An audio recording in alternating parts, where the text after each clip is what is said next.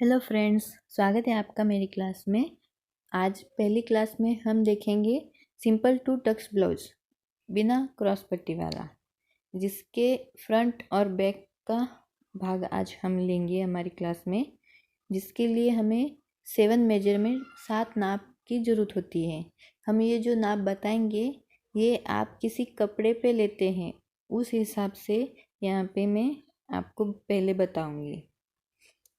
हम दो तरह से नाप ले सकते हैं, जैसे कि एक बॉडी पे और एक हमारे पास कपड़ा होता है। जैसे कि किसी का ब्लाउज है एक हमारे पास, एक वो आपका कस्टमर खुद होता है। तो पहले हम 7 मेजरमेंट में पहला होता है ब्लाउज की लंबाई। हमेशा पहले ब्लाउज की लंबाई लेते हैं। ये step by step he measurement आपको लेना होता है। पहला होता है ब्लाउज की लंबाई, दूसरा हाफ शोल्डर, तीसरा शोल्डर पट्टी, चौथा 1/4 छाती, पांचवा 1/4 कमर, छठा फ्रंट नेक और सातवां बैक नेक। अब इसके अंदर हमें कितना मेजरमेंट ऐड करना है, जैसे कि ब्लाउज की लंबाई में हमें +1 इंच ऐड करना है। हाफ शोल्डर के अंदर हमें ½ इंच ऐड करना है। शोल्डर पट्टी में हमें ½ इंच ऐड करना है। 1/4 चेस्ट में हमें ½ इंच ऐड करना है। 1/4 कमर में हमें 1 इंच ऐड करना है, क्योंकि टक्स जितना बड़ा लेंगे उतनी फिटिंग अच्छी बैठेगी। और फ्रंट और बैक नेक में है वैसे की वैसे हमें लेना है। अब मैं आपको यहाँ पे बताऊँगी कि किस तरह से आपको कपड़े पे ये सारे मेजरमेंट उतारने हैं। जैसे कि समझ लिए कि ये हमारा कपड़ा है यहाँ पे, और हमें पहले लेनी है उसकी लंबाई। उसके लिए हम ऊपर से नीचे तक ऐसे ऊबा खड़ा टेप रखेंगे। फिर हम यहाँ पे पहले आर्म होल पर निशान लगाएंगे। आर्म होल हमारा जितना शोल्डर होता है, जैसे कि मेरा यहाँ पे शोल्डर 5 है प्लस ½ इंच 5.5 लिया है, उतना ही यहाँ पे आर्म होल रहेगा। इसलिए 5.5 इंच पे मैंने मार्किंग कर लिया है। फिर ब्लाउज की लंबाई 13 इंच है समझ लीजिए, तो 13 इंच + 1 इंच 14 इंच पे मार्किंग कर लिया। इस तरह से 2 निशान लगा लिए। उसी तरह से सेम यहाँ पे मैं फिर से एक बार और ऊपर से नीचे तक 5.5 इंच पे एक मार्क कर लूँगी और दूसरा 14 इंच पे मार्किंग कर लूँगी। फिर यहाँ पे सीधी लाइन निकालेंगे। डबल मार्किंग करने से क्या है, हमारी लाइन टेढ़ी नहीं जाएगी। सीधा मार्किंग करने दो मार्किंग होने की वजह से हमारा मेजरमेंट एकदम परफेक्ट रहेगा। ये देखिए मैंने लाइनिंग निकाल ली है। अब ऊपर वाली जो रेखा होती है हमारी सबसे ऊपर, उसको हम शोल्डर रेखा बोलते हैं। ये है हमारी शोल्डर रेखा। और दूसरी जो बीच में आती है आर्म होल पर, इसको छाती रेखा बोलते हैं। और तीसरी हमारी होती है कमर रेखा, जो सबसे नीचे होती है। इस तरह से ये 3 रेखाएं होती हैं। अब हम लेंगे ऊपर से नीचे तक, नहीं, अब हम लेंगे शोल्डर का मेजरमेंट। शोल्डर हमारा समझ लीजिए 5 इंच था, तो प्लस ½ इंच 5.5 इंच पे हम यहाँ पे मार्किंग कर लेंगे। 5.5 इंच पर छाती रेखा पे भी हमें 5.5 इंच पर मार्किंग करना है और एक ½ इंच अंदर की तरफ मार्किंग करना है। फिर हम लेंगे शोल्डर पट्टी का। समझ लीजिए हमारी शोल्डर पट्टी 2.5 इंच है, तो हम 2.5 इंच + ½ इंच 3 इंच पे मार्किंग करेंगे।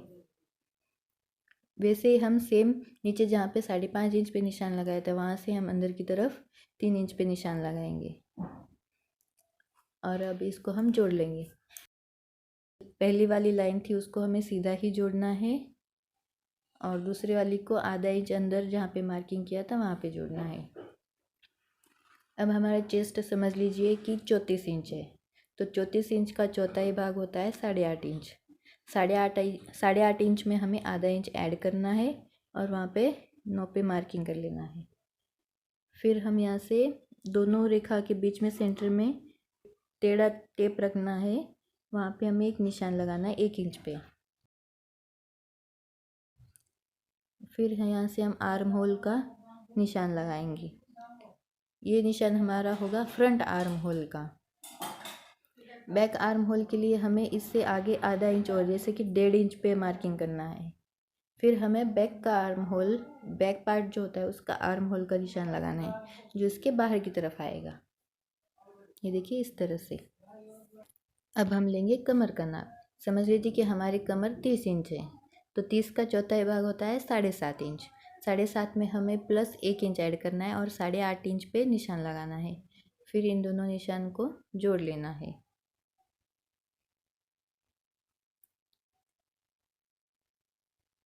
देखिए इस तरह से।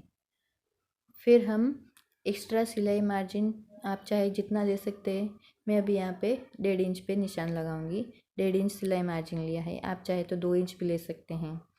और यहाँ पे 1.5 इंच पे मार्किंग कर दिया और नीचे भी 1.5 इंच पे मार्किंग कर दिया। फिर हम इन दोनों को जोड़ लेंगे।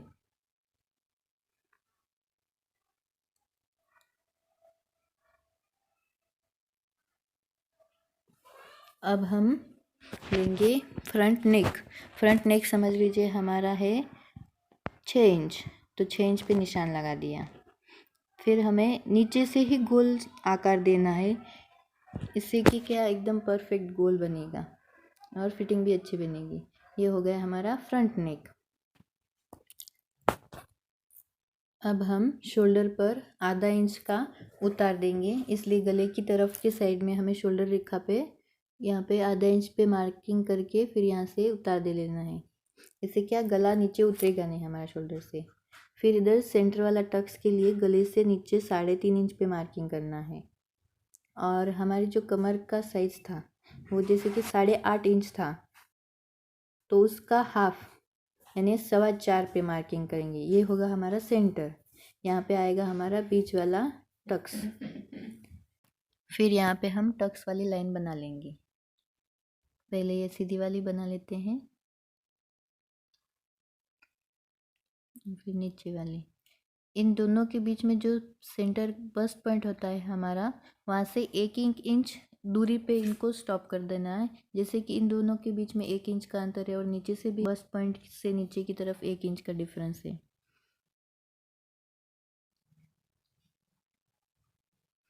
इस तरह से दोनों तरफ हमें 1 इंच का डिफरेंस रखना है।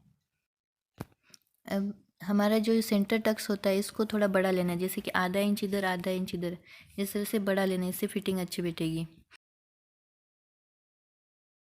फिर हमारा बैक वाला आर्म होल, बैक जब हम कट करते तो बैक वाला आर्म होल से कट करना है, अंदर वाला आर्म होल नहीं कट करना है। फ्रंट का ये अंदर वाला फ्रंट का आर्म होल है। और इधर हम बैक पे इधर ही आपको बता देते हैं कि यहाँ से हमारा बैक का नेक आएगा। ये हो गई हमारे फ्रंट और बैक दोनों की कटिंग। आपको अगर मेरा ये वीडियो पसंद आया तो मेरे चैनल को सब्सक्राइब ज़रूर करना, ताकि आपको मेरे अगले वीडियो भी मिल सके, जिसमें मैं बताऊंगी कि आर्म होल को कैसे निकालना है। तो आप जुड़े रहिए हमारे साथ।